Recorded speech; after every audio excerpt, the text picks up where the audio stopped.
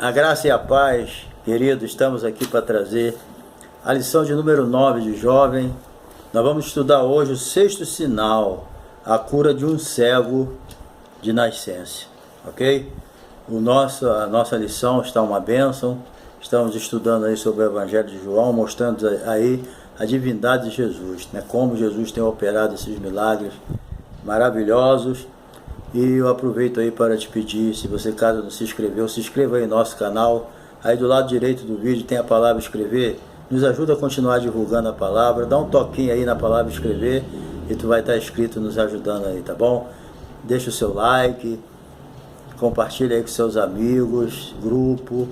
Toca aí no sininho para receber aí notificações dos avisos de novos vídeos, ok? E nos ajuda aí, vamos continuar divulgando a palavra de Deus até a volta de Jesus. Eu estou também nesse trimestre apresentando meus livros. Estou com 4 livros aqui da minha autoria.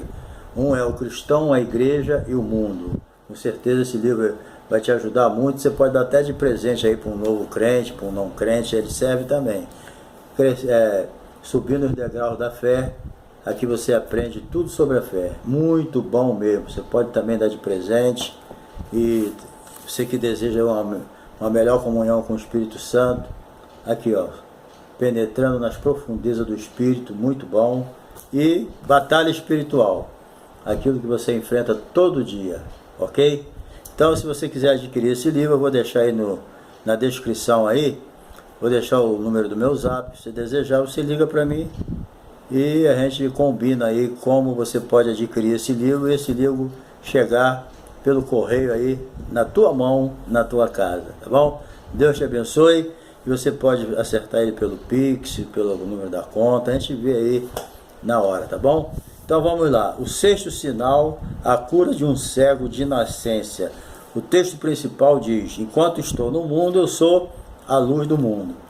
E em resumo da lição Jesus sempre esteve consciente de estar vivendo segundo a perfeita vontade do Pai. E o nosso texto bíblico, ele está em João capítulo 9, verso de 1 a 7.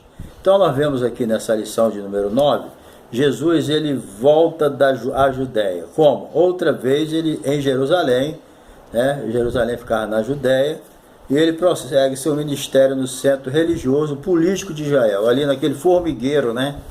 Ali onde não estava fácil, mas Jesus estava ali, ó, pregando a palavra em Jerusalém.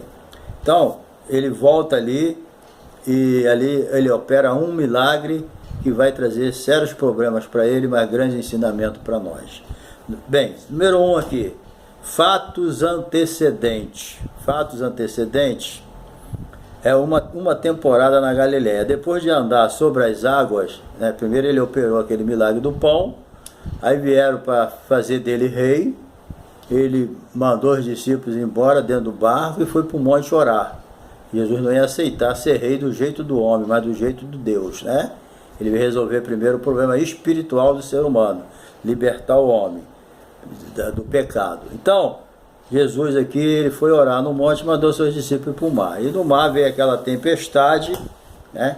E depois disso, ele vai para Cafarnaum, a principal região ali, e se apresenta ali como o pão da vida, onde ele diz: eu sou o pão da vida, certo? Então, conforme João 7:1, Jesus permaneceu por algum tempo ali pela cidade da Galileia. Ele evitou ir para a Judéia, pois os judeus, como sempre, os líderes religiosos, estavam procurando ele para matá-lo, entendeu? E cada milagre que ele fazia, mais enfurecido eles ficavam com Jesus, entendeu? E eles procuravam tudo quanto era meio de tentar pegar pessoas de Jesus, só que ainda não tinha chegado a hora, não adianta. Então, já próxima ali a festa dos tabernáculos, os irmãos de Jesus sugerem que ele vá a Jerusalém, para também os seus discípulos pudessem ver as obras que ele fazia. Então essa é uma das muitas passagens que apresentam, né, os irmãos de Jesus. É importante aqui entender, que eu vou ler aqui, os irmãos de Jesus, eles chegam para ele e falam: disseram-lhe, pois, seus irmãos, sai daqui, vai para a Judéia, para que também seus discípulos vejam as obras que fazem. Porque não há ninguém que procure ser conhecido que se faça alguma coisa em oculto. Olha o pensamento dele. Se faz essas coisas, manifesta-se ao mundo, porque nem mesmo seus irmãos criam nele. Entendeu? Então, nem os irmãos de Jesus acreditavam nele. Veja só, Jesus ele enfrentava a incredulidade dos líderes religiosos. Às vezes, de vez em quando, até dos próprios discípulos, né? Então você vê que, mediante tudo isso, ele ainda enfrentava a incredulidade dentro da sua própria casa. Os seus irmãos não acreditavam nele. Mas isso também não era motivo para ele se manter ressentido, né? Por isso. Então, isso aí jamais se abalava com isso. Sempre estava convicto de estar obedecendo quem? Agradando ao Pai. E muitas vezes as pessoas não acreditam porque não estão fazendo as coisas do jeito que eles querem. Eles dando ordem para Jesus. Você não quer ser conhecido? Vai para lá, vai para o centro lá, para que seus discípulos também acreditem em você. Não sabiam nem o que estavam dizendo. Ainda bem que depois eles se converteram, né? Tiago ainda veio ser pastor de Jerusalém. Judas escreveu aquela epístola abençoada, né? Então eram os irmãos de Jesus que, graças a Deus, depois que Jesus ressuscitou, eles se converteram. Aí eles viram que realmente Jesus era o Messias, certo?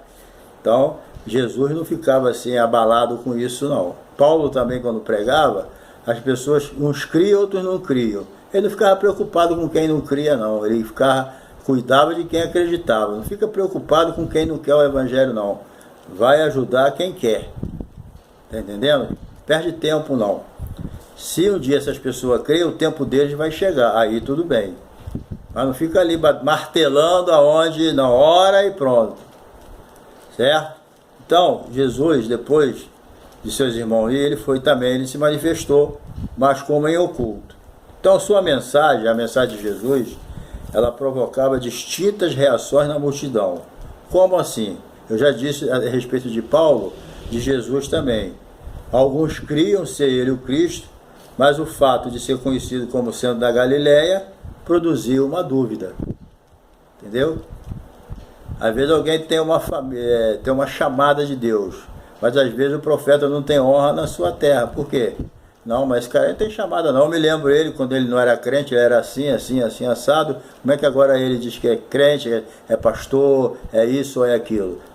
Cria dúvida nas pessoas, mas o ser humano é assim. Mas nós temos que ter a nossa convicção com Deus da nossa chamada. Nosso negócio é com Deus. Entendeu?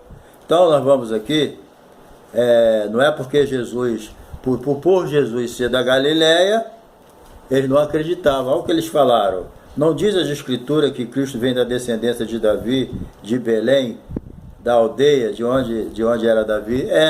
Mas Jesus ele nasceu em Belém, mas ele foi criado na Galileia, depois que ele veio do Egito. Então as pessoas têm que procurar entender o fato direitinho. Muitas vezes a pessoa ser mal informado é pior do que não ser informado. A ignorância, ela não é tão ruim como a má informação. Uma pessoa mal informada, ele faz coisas erradas, entendeu? Então eles estavam mal informados aqui. Eles tinham que se informar direitinho. Ele se criou na Galileia, mas ele nasceu em Belém, como a Bíblia diz, na cidade de Davi. Essa que é a situação que eles não entendiam. Bem, e Jesus não estava aí para isso não. Ele queria cumprir o que o Pai mandou e pronto, e depois morrer pelos nossos pecados. Se a gente ficar embaraçado com a ideia das pessoas, tu não faz nada. Sabia? Fica enrolado. Jesus não ficava enrolado porque ele sabia, tinha convicção do que ele veio fazer. Então, tenha a convicção do que Deus te chamou, a obra que tu tem que fazer, e a opinião dos outros, se você der muita atenção, atrapalha a tua vida. A cura do cego, a pergunta dos discípulos. Havia entre os judeus uma crença de que toda doença era consequência de pecado. Entendeu? Tinha essa crença lá em Israel. Está doente? Tem doença. Até hoje é assim. Tem crente que ele prega isso. Se você está desempregado, tem alguma coisa errada na sua vida. Se você está doente, tem alguma coisa errada na sua vida. Entendeu? Se houve um problema no seu casamento, tem alguma coisa errada na sua vida. Tem pessoas que pensam assim, pode ter coisas erradas na nossa vida. Agora, quem não tem? Agora, atribuir toda doença, todo infortúnio na nossa vida a pecado, isso aí é demais, né? Que pecado todo mundo tem. Entendeu? Mas aqui, atribuía o cego aqui a algum pecado do passado. Mas Jesus falou, isso aqui não é nada de pecado. Isso é para o nome dele ser, para o nome de Deus ser glorificado. Tem coisas que acontecem, não é porque tem coisa errada. Quando Lázaro morreu, não é porque tinha coisa errada na vida de Lázaro. Quando Lázaro ficou doente. Jesus falou que aquela enfermidade era para a glória de Deus. Então, às vezes, é o contrário. Às vezes você pensa que algo que está acontecendo de ruim na tua vida é uma miséria, é por causa de pecado. Às vezes é o contrário, é para a glória de Deus, que Deus vai resolver. Entendeu? Então, a grande questão da razão do sofrimento humano é por causa do pecado, mas não porque você pecou ali é por causa de algum pecado da família. Não.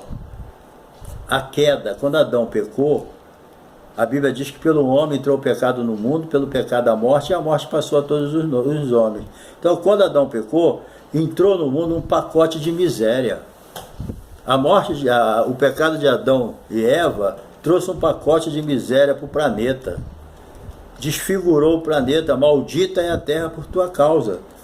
Então, é isso aí que aconteceu, entendeu? Então, a primeira e principal delas é a queda, que é a culpada do pecado estar no mundo, não é uma coisa específica. É lógico que se eu não me cuidar e der lugar ao diabo, vai ter brecha para entrar, não só a enfermidade, mas tudo quanto é coisa ruim.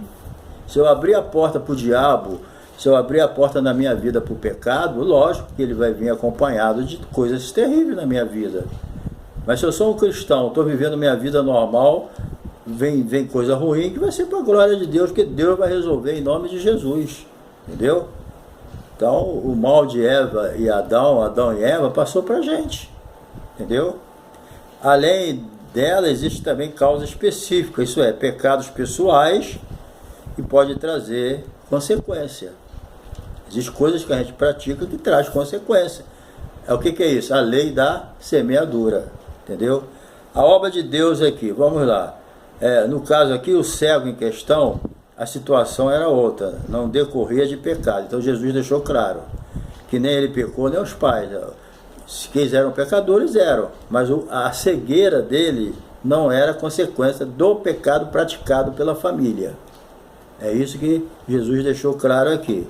Então, não é nem por qualquer causa espiritual. Então, de fato, aquela cura, além de expressar a misericórdia de Deus para o cego e sua família, teve amplo efeito imediato. Chegou até nós. Quer dizer, aquela cura ali foi um testemunho, até para os inimigos de Jesus. Porque esse cego, ele foi questionado. Depois de curado, ele entrou num interrogatório tremendo. Entendeu? Ele teve que se explicar. Até o pai foi visitado para trazer uma explicação daquilo. Isso aí é que é o problema. Então o sofrimento ele pode ser permitido por Deus. O sofrimento ele pode ser permitido por Deus como prova de nossa fé. Você passa um sofrimento aí. É a sua fé que está sendo provada para você crescer, melhorar o teu caráter. Deus corrige quem ama, entendeu?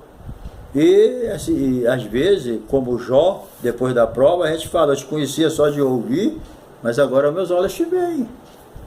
Às vezes, depois de uma prova, você é uma outra pessoa, bem melhor, bem mais próxima de Deus, sem vaidade, servindo a Deus com sinceridade.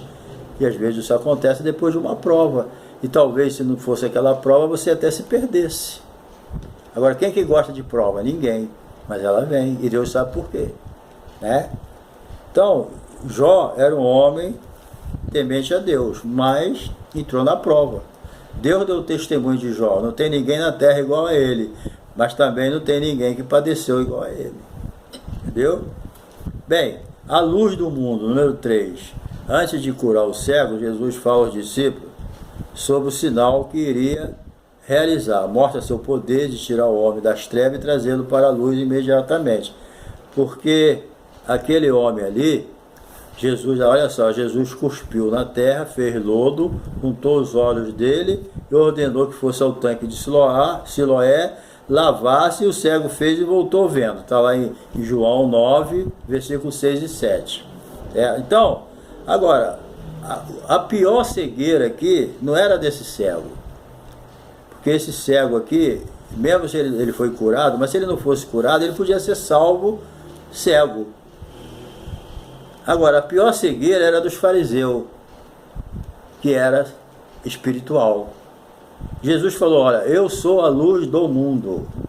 Quem me segue não andará em trevas. Não está falando de cegueira da luz natural, ele está falando da luz espiritual. Ele era a luz do mundo, e quem seguisse ele não ia andar em trevas, nem saberia para onde ia. Ele está falando da cegueira espiritual, que é pior do que a cegueira natural. Entendeu? Então, aquele cego, ele conseguiu duas coisas: enxergar fisicamente e enxergar espiritualmente, porque ele reconheceu Jesus como Messias, certo? Então, assim como aquele homem tinha uma cegueira congênita, toda a humanidade estava espiritualmente cega, entendeu? Então, aqueles homens que ficaram ali provocando aquele cego para saber se ele, até duvidando da sua cegueira, eles eram cegos espiritualmente. E se eles não deixassem a sua cegueira espiritual, morreriam sem salvação. E eu creio que eles não abandonaram a sua cegueira espiritual. Eles nunca quiseram Jesus. Eles rejeitaram. Eles estão incluídos naquela palavra: veio para o que era seus e os seus não receberam. Ok? Vamos aqui para a nossa parte 3.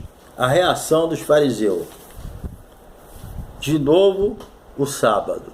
Bem, a hipocrisia, que é quando a pessoa finge ser alguém, é um ator, certo? A cegueira espiritual dos fariseus era tão grande que pouco se importava com o milagre em si, com a bênção que o cego recebeu, com o milagre de Jesus, entendeu? Ele não estava, a pessoa, quando o coração dele vira pedra e ele vira um hipócrita, ele perde a sensibilidade. Ele não está nem aí para o perdão, para o amor, para a misericórdia. Ele está nem aí para isso, ele nem liga para isso, quer nem saber. Os fariseus aqui, eles veem de ficar maravilhados de um cego de nascença enxergar. Cara, isso aí tinha que trazer um impacto na vida desses homens. Mas eles não estavam nem aí se ele era cego ou não, se ele estava triste ou não, se estava feliz ou não, não quero nem saber. Eles queriam pegar Jesus em alguma falta, entendeu? Quando eles souberam da cura, a primeira coisa que eles falaram: esse homem não é de Deus, pois não guarda o sábado. O que adianta? A religiosidade, gente, não leva ninguém a lugar nenhum. Não leva a pessoa a lugar nenhum, a religiosidade. A religiosidade não tem coração, não. Tu vê que eles não estavam nem aí, eles eram para dar glória a Deus, porque um cego de nascença foi curado. Mas eles, a primeira coisa que fizeram: esse homem não é de Deus. Então, está lá em João 9,16. Voltamos outra vez a essa questão com a visão espiritual reducionista. A pessoa às vezes fica escravo do seu próprio preconceito. Ele mesmo cria uma armadilha para ele dentro dele, fica preso ali, ó. Ele prefere morrer a abrir mão dos seus princípios que estão afastando e tirando ele da presença de Deus. Aqui a tradição falava maior. Então a gente precisa, isso é um exemplo para nós, isso que aconteceu com aqueles fariseus, é um exemplo para nós, que a gente precisa conhecer a integralidade do Evangelho da graça de Deus, o amor de Deus, entendeu? Santo, justo, que quer transformar o homem por inteiro, de dentro para fora.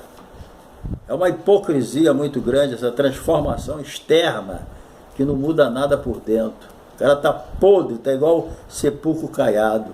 Esses saduceus, fariseus, líderes religiosos estavam assim. Em vez de ficar feliz com um grande milagre, ficaram com um ódio tremendo querendo matar Jesus. Cego. E Jesus já tinha falado antes, eu sou a luz do mundo. Mas eles não quiseram enxergar. Número 2, o interrogatório. Os fariseus se submeteram, o ex-cego, a um interrogatório terrível. Entendeu? Chegaram até o ponto de duvidar se ele era cego mesmo. E esse cego devia ser jovem, né? Ex-cego, porque eles foram conversar com o pai dele. Sabe, esse cara era cego mesmo? Então ele devia ser jovem, né?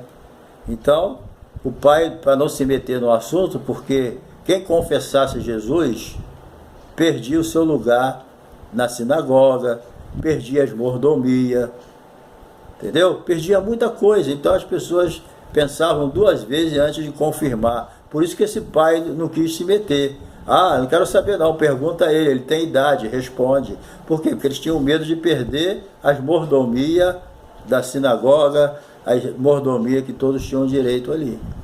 Entendeu? Então isso aí é que fez com que eles falassem, vai perguntar a ele, é medo. Entendeu? Eles também eram covardes. Mas havia ali uma diferença, né? De volta ao jovem, insistiam que Jesus era um pecador. Isso é eles dizendo, olha só gente, a cegueira que o diabo faz na pessoa, dizendo que Jesus era um homem pecador, certo? E que o ex-cego deveria dar glória a Deus. É certo que tanto o fariseu quanto o próprio moço, ele não sabia que Jesus era o Messias, mas os fariseus não sabiam porque se negavam a crer. Porque Jesus deu a ele provas de que era. E esse milagre era prova de que ele era. E eles estavam com a Bíblia na mão. Então, eles não criam em Jesus como Messias porque eles não queriam crer. Eles fecharam o seu coração para Deus. Entendeu? Mas havia ali uma diferença clara de compreensão entre eles, pois o jovem já reconhecia Jesus. Certo? Pelo menos aquele jovem sabia que Jesus, do conceito dele, no pouco conhecimento que ele tinha, que Jesus era temente a Deus, porque ninguém podia fazer aquele milagre que Jesus fez se Deus não fosse com ele. Pelo menos o cego, embora no seu pouco conhecimento, ele foi sensato. Ele analisou e falou, não pode uma pessoa não ser de Deus fazer um milagre desse. E os saduceus e os fariseus não pensavam assim, né? Então, é isso aí. Então depois ele aparece a Jesus e aí fala aqui, ó, e um novo encontro com Jesus, o jovem foi perguntando justamente sobre a sua fé no Filho de Deus. Ainda diante de suas dúvidas, Jesus se revela a ele, o Messias, e diz, tu já o tens visto, e é aquele que fala contigo. O resultado foi que o jovem creu e adorou Jesus e recebeu a salvação. Entendeu? Agora, a fúria dos fariseus, vamos para o final agora. Enquanto o ex-cego passou a conhecer Jesus, foi curado, passou a conhecer Jesus, foi curado 2 vezes, da cegueira natural e espiritual, certo? E os fariseus se endureceram ainda mais. O sol é um só, mas o sol na cera derrete a cera. O sol no barro endurece o barro. Entendeu? O problema não está no sol, o problema está no coração, no material que recebe o sol. Mesma coisa é o nosso coração. Deus é um só, mas tem coração que é igual cera, derrete diante de Deus. Mas tem coração que é igual barro, endurece diante de Deus. O coração do cego se derreteu, mas o coração dos fariseus se endureceram mais ainda diante de Deus.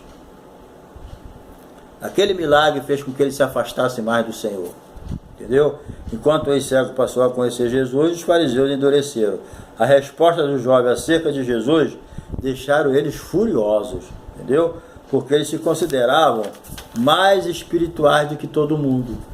Quando o ex-cego começou a falar, ele falou, você quer ensinar a nós, você pecador, miserável, e a gente santo? Quem é você para ensinar a gente? Você já notou que as pessoas que se acham espirituais, eles não aceitam o conselho. E a Bíblia diz que todos os pecados estão destituídos da glória de Deus. Toda a santidade que a gente tem vem de Deus. É Deus que nos santifica. Então não tem mérito na nossa vida de santidade. A vida de santidade não é para a gente se envaidecer e se sentir melhor do que ninguém. Ser santo significa ser humilde na presença de Deus. Entendeu? Então, fujamos desse tipo de conduta. Entendeu? Pessoas rude, dura, inflexível, violenta. Vamos sair fora dessa gente. Porque eles afastam as pessoas da presença de Deus. Entendeu? Então, sejamos mansos, humildes de coração, totalmente dependentes da graça e poder de Deus, que é em Cristo Jesus. Quanto mais humildes somos, mais de Cristo temos. Entendeu? Você só vai poder ter mais de Deus quando Deus puder ter mais de você. Tá bom? Então Deus te abençoe, que essa lição fale no profundo do teu coração. E semana que vem nós estamos aí com a 10ª lição, para a honra e para a glória do teu nome. Amém? E não se esqueçam, se inscreva aí no meu canal, dá um toquinho aí do lado direito, aí onde está a palavra inscrever. Tamo junto, tá bom?